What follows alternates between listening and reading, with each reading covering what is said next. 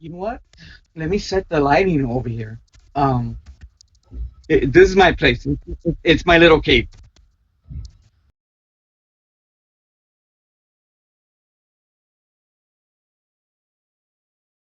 Switch over here. It's your boy Charlie. Let me see if this is a little better. Um, I'm here with Lalo, and we're hanging out. What's up, guys? Dude, it kind of seems like we're hugging each other. He's right next to me.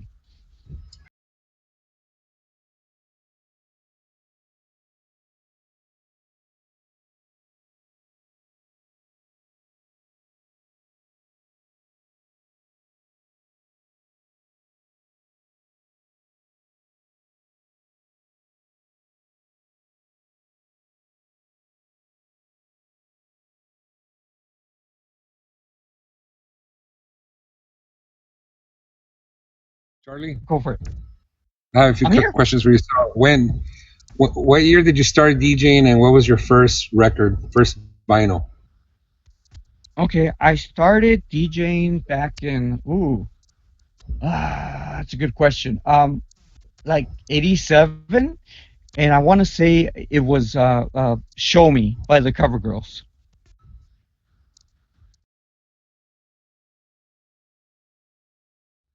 You know what? Because of the music and everything, and because honestly, to get chicks. Yeah. But the main thing is um, going back to DJing with let me get my charger. Oscar philosophy. He's actually my mentor. No, but yeah, seriously, Oscar. I mean, I have the most utmost respect for him because he came up before me. You know, I I was nobody. But he taught me how to do some mixing and some songs or whatever that I didn't know. And he gave me a chance to get into Matrix and everything, and that was actually pretty cool. But he took me deeper, into night crawlers and all that stuff.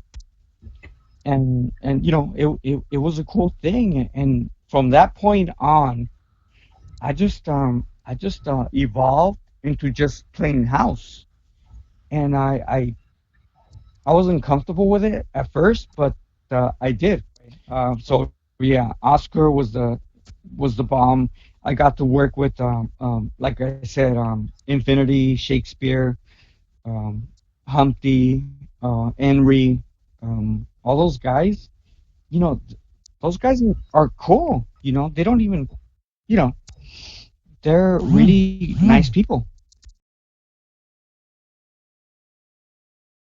You know what? The funny thing is that back in '89, uh, Joe Matrix, he was a good friend of mine, and Oh, nice. he ended up, we ended up going to prom, with him with his chick and me with mine, and Wow. we had a great time and everything, but we kind of like split. We don't really. I'm sure you guys know Joe. So he's the one that came up with my name. So you guys went to the same school? What school was that? Monroe, San Taft? Fernando High School. Oh, San Fernando. Yeah. Yeah. So Joe and I, we went to Sanfer, and he came up with a name, and he was like, he came up with High C, which I didn't really like, you know, High C, because I would always drink High C. You remember the drink High C, Yep. and eventually he's like, no, Charlie Dare. That's not really me because I'm not daring. And so we're having lunch over at Denny's, and he's like, you know what? You're always talking to girls. Why don't you call yourself Charlie Lovestruk? And that's where it came from.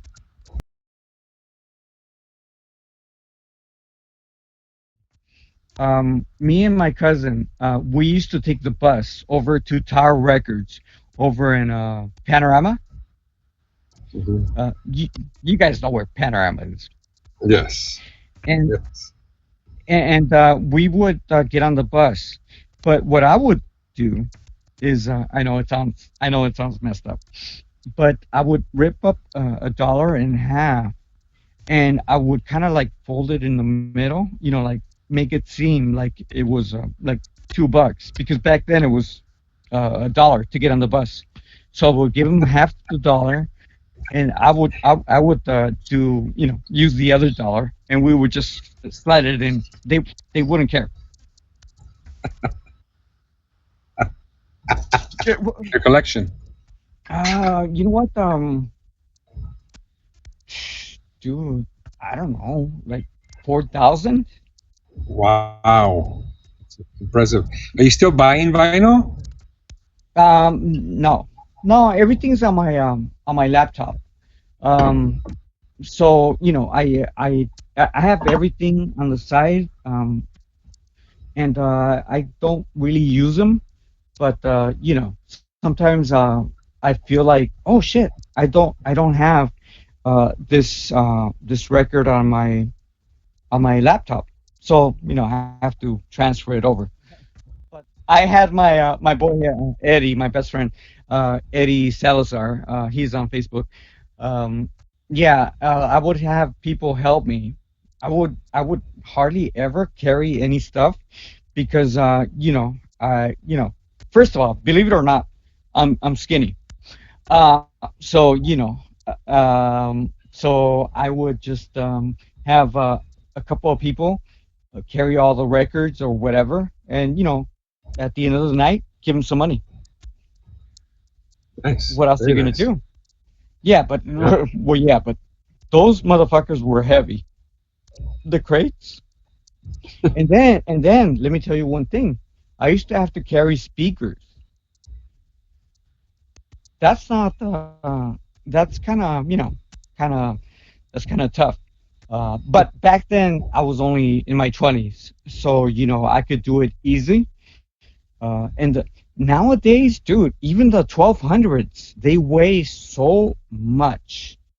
I can't believe how much they gain weight. And so I have one of my boys, help me carry them or whatever. I haven't really been out there like to DJ out there. But yeah, when we first carried them over here, I'm like, holy shit, these things are fucking heavy. Like how could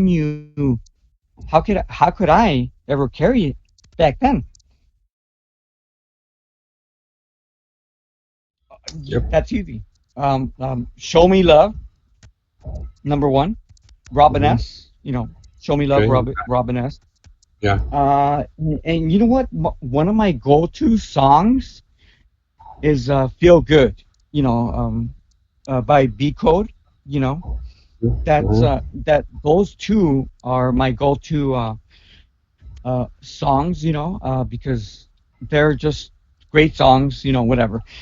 And with B got with Get Up or whatever, Feel Good. It's so easy to get into and out of it. Yeah, That's awesome. that, that's what she said. Uh,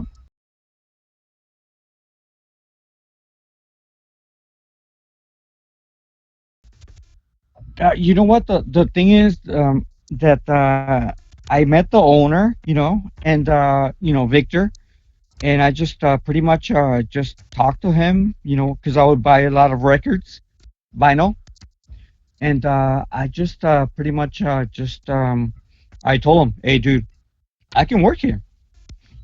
I'll take care of time because his father, he was, you know, passing away, so he needed somebody to cover the store, and I just said, I can do it. And so, I ended up taking over the store when he was gone, taking care of his father, and then unfortunately his father passed away. But here's the main thing that he made me do the first time. Um, he's like, okay, well, let me see what you can do. And he's like, okay, go vacuum. It's like, okay, how? That's not a. It, it's kind of like a Karate Kid, wax on, wax off, and so mm, I ended up vacuuming or whatever, and he told me, you're hired, you can work here and take care of the store. You're in charge getting the records and everything, and that's it. Because he was gone like for I don't know, I want to say 3 weeks, and so I took care of the store, and I'm like, oh, okay. And so I worked there for a couple of years. Gina Huerta, one of my friend girls, she was actually the first girl that worked at Behind the Groove. It was a record store, and she did a good job, and but then I came in and I kind of sort of replaced her because she moved on, and so that was my thing with. And by the way, let me tell you one thing. She with her leaving, I got chick. I got got to meet a lot of cool DJs, and a lot of cool girls, and that was fun.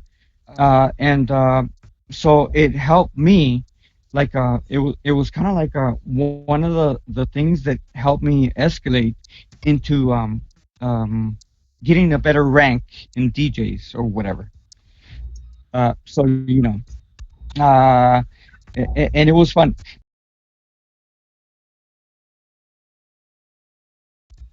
What happened was I ended up working at Exodus over at Rosemead, and they told me if I wanted to get on Power. The owner, uh, his name's Bert.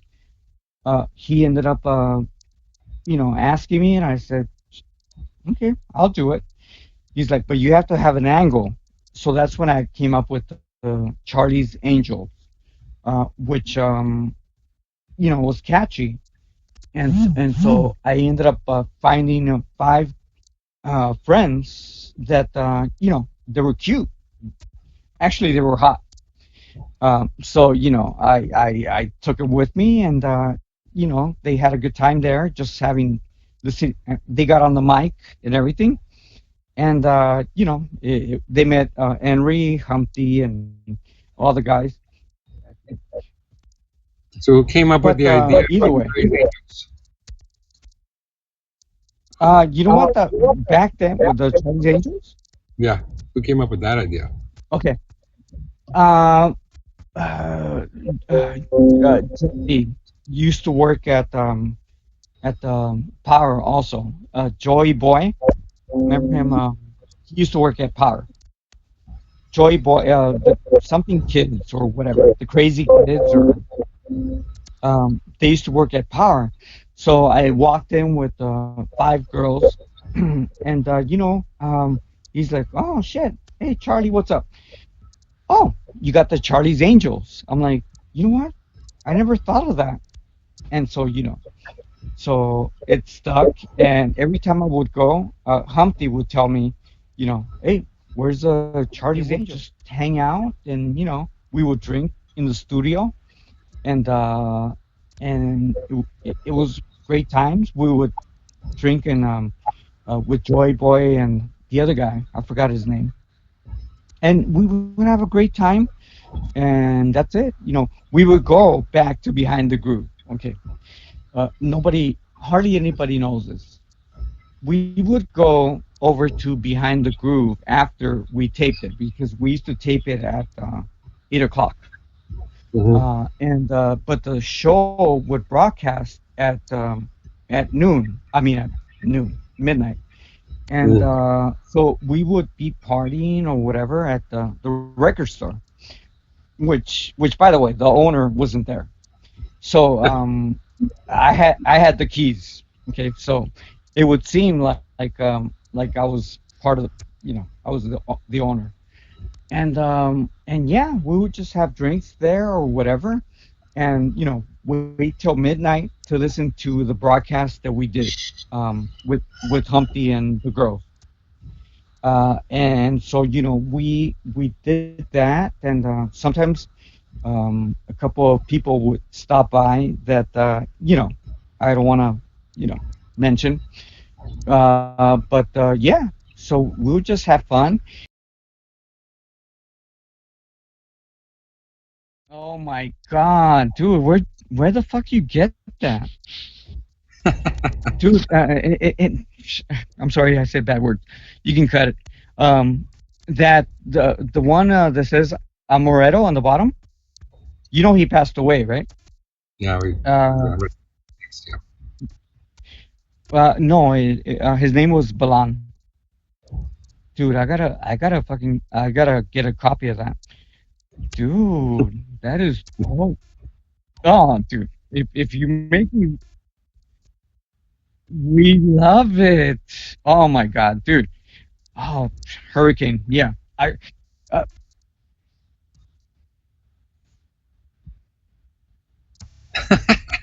Let me see.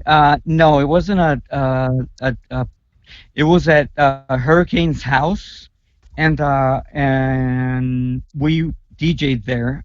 It was nighttime, and if I can tell you a story, I got so messed up that my three younger nephews or whatever, including Tomcat. You guys know Tomcat, right? yes. Well, they actually got my keys, took my car, and ended up going to the store while I was passed out instead of taking care of me. So but yeah, and Tomcat, I'm so mad at you. Um, but yeah, he's probably watching or well, eventually. But yeah, they took two, but they were little. They were. I I want to get I want to get that flyer. Um, but yeah, no, I think pretty much if memory serves, it was in his living room, and then yeah, we had something outside, or I forgot, dude. It was the 90s. Yeah, it was the 90s. But yeah, so I just I passed out because I was drunk. So so that was it. But to get three kids to take my car, you know, hello, you know, uh, well, they weren't kids. They were already like 17. Tomcat was already like, I don't know. I want to say 18, 19. So they took, and by the way, my car was a stick shift. So, but they managed, two of my cousins and Tomcat, ended up getting my car and just freaking going to, I don't know, 7-Eleven. And I don't know how they bought beer.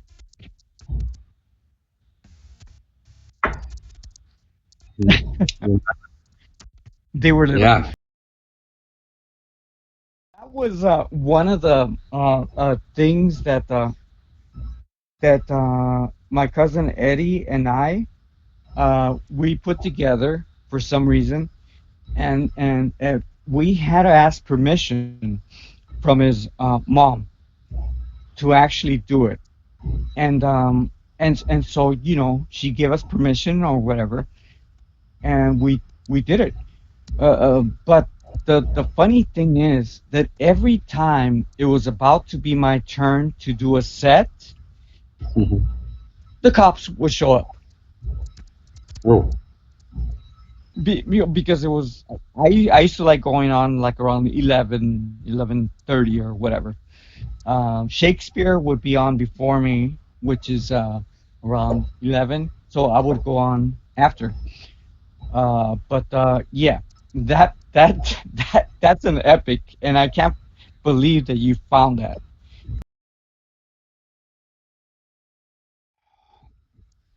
I think it had to be the Palace over in Mike. Hollywood. Okay. I did it for uh, 2 or 3 gigs, and also like some Hollywood or promotion things, because after Power 106, I ended up going to Mega 100, Hmm. B100, and then also Hot 92.3, and Hmm. I did all those things, but I did a major concert with the Gap Band and all that stuff, and it had like 5,000 people or something, and Hmm. I don't even know if you could see it, but hold on, let me get Oh, there I you could go. okay, Can you? so I think you could see me there.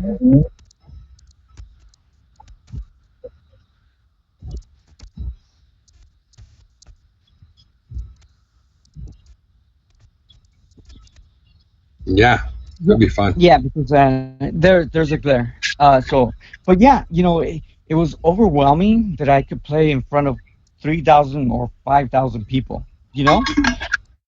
For a guy from Pacoima, come on. Big time. uh, you know, and so yeah, you know what? Yeah, I can't believe you're from Toto, and I want to go back. I haven't seen it. I haven't been there in a while.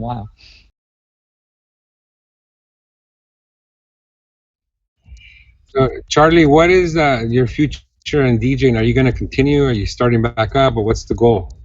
You know what? I think that even though nobody's gonna hire a 50-year-old DJ or whatever, I think that I would do it. Just to get back into it or whatever. For now, I'm just gonna do like mixes here in the room, and just put them on back on Facebook or whatever. That's it. Pretty much for right now.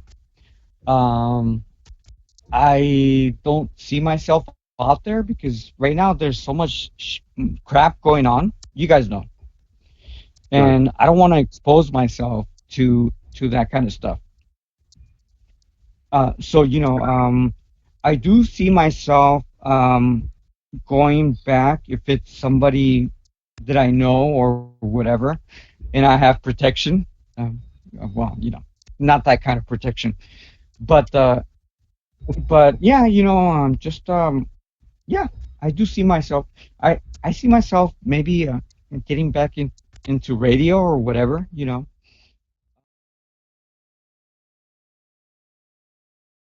So everybody out there, do me a favor, stay tuned. I shall be back during this week, and I gotta. You'll love it. So it's your boy Thank you. Charlie, and I'm gonna post a mix right now, and so you guys can check it out. Awesome. So it's your boy Charlie, and just check it out. Lalo Mosco. I'll see you guys. All right. Thank you so much.